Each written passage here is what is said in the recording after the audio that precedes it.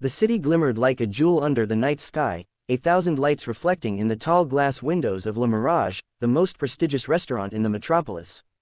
Tuxedos, evening gowns, hushed luxury, everything seemed designed to intimidate those who did not belong.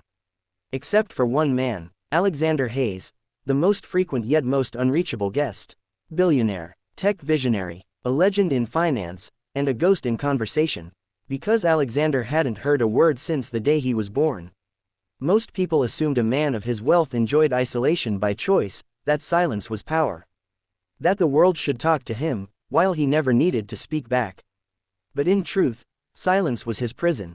Every evening, the maitre d' reserved table 7, precisely the distance Alexander preferred from crowds. It was familiar, predictable. He disliked sudden change, life had given him enough of that already. Tonight, as always, he arrived promptly at 8. Polished shoes stepped on marble floors. His bodyguards halted at the entrance, respecting the invisible wall Alexander built around himself. He walked alone, always alone, to the table waiting for him like an old friend. He nodded to the staff, each movement efficient, controlled, elegant. He sat with posture that screamed discipline, but eyes that whispered exhaustion. The world adored his brilliance. The world feared his decisions. But the world never understood his silence. As a waiter placed his usual steak in front of him, medium rare, perfectly cut, Alexander noticed the stares. People whispering behind napkins, phones discreetly angled for a photo. That's what he represented to them. Not a man, a spectacle. He kept his gaze on the plate, pretending it didn't sting. Across the restaurant, a stroller rolled through the door, pushed by a woman whose uniform and weary eyes contrasted sharply with the glamour around her. Maria Alvarez, tiny, exhausted, with hands roughened by endless scrubbing. She walked fast, head down, hoping no one noticed she had brought a baby into a place like this. But of course, everyone did. This restaurant was for the elite. For those who paid to pretend life was perfect. Maria didn't fit that fantasy. Neither did her son, Diego, 8 months old, curious and bursting with life. Her boss had given her 2 options, work nights or lose the job. And since she had no one to watch Diego, he came to work, quiet or not. She whispered to him in Spanish, "Por favor, mi amor, no travesuras tonight. Please, my love, no mischief." Diego stared wide-eyed at sparkling glasses and chandeliers. This world was a carnival of wonders to him. And then, his gaze landed on Alexander. A tiny breath, a tiny smile, a tiny spark of recognition. Diego suddenly squealed, happiness bursting out of him like sunlight, loud enough that the entire room paused. Forks stopped halfway to lips. Conversations halted, eyes shifted, including Alexander's. The baby grinned brighter, waving a chubby hand at him, no hesitation, no fear of the silent, stone-faced billionaire. Alexander's heart gave a painful lurch. When was the last time someone looked at him like that? Like he was not strange, but interesting. Not scary, but special. Diego giggled again, then lifted his hand and shaped his fingers clumsily into a sign. Hi. A sign Alexander knew better than any spoken word.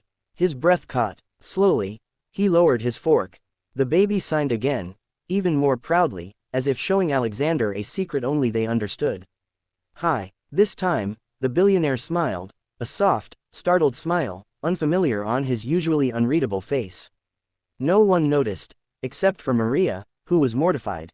She rushed forward, bowing her head, whispering apologies to every table she passed. Lo siento, I'm so sorry, he's never, please stay quiet, Diego.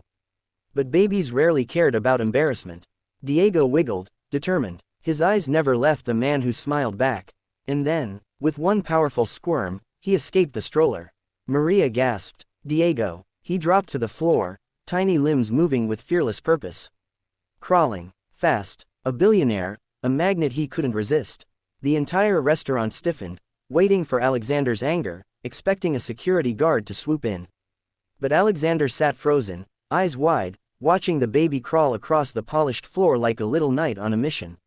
When Diego reached him, he pulled himself up using Alexander's pant leg, giggling proudly. Maria arrived seconds later, breathless, cheeks burning with humiliation. "Sir, I'm so sorry, he doesn't usually, please, I'll take him." She tried to peel her son away, but Diego latched on tighter. Alexander raised one hand gently, signaling her to stop. Then he picked up his black notebook, smooth leather, gold-trimmed pages, his only true voice. He scribbled quickly, then showed the message. He signed to me. Maria blinked. What? He just waves sometimes, but... Alexander shook his head, writing again.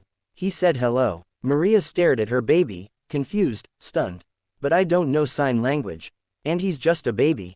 Diego, unfazed, tugged Alexander's tie excitedly. Something inside Alexander shifted. His eyes softened. He signed slowly, deliberately. Hello. Diego squealed, copying, clumsy, but recognizable.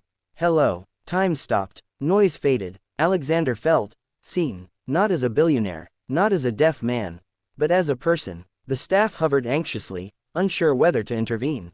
The manager's face was pale, terrified of offending a man worth more than the entire restaurant. Alexander's fingers moved again, shaky this time. Your son is very smart. Maria swallowed hard, tears pricking her eyes, not from pride, but fear. I can't sit here, she whispered. I'm just a cleaner, and I need this job. Please let me take him away. Alexander looked at them, at the woman whose clothes still smelled faintly of bleach, at the baby who chose him despite the walls he built around his heart. Slowly, he shook his head. He pointed at an empty chair. Then wrote, "Have dinner with me." Maria recoiled, hands shaking. "Sir, I'm working. I'm not allowed to." His expression changed, not demanding, not curt, but firm. He wrote again, underlining the words. "You're invited." The manager saw the note and nearly fainted. No one at Le Mirage ever refused Alexander Hayes. Maria looked down at Diego, who was now patting Alexander's leg like he owned him, then back at the billionaire. "Why?" she whispered. "Why us?" Alexander lifted his hand, signing a single, tender word to her. "Friend." The baby's tiny hand tried to copy that too. And in that silent moment, Alexander realized something. He wasn't dining alone anymore. And Maria realized something even bigger. Her baby, her sweet, curious, unstoppable little boy, had just stepped into a billionaire's life. And changed everything.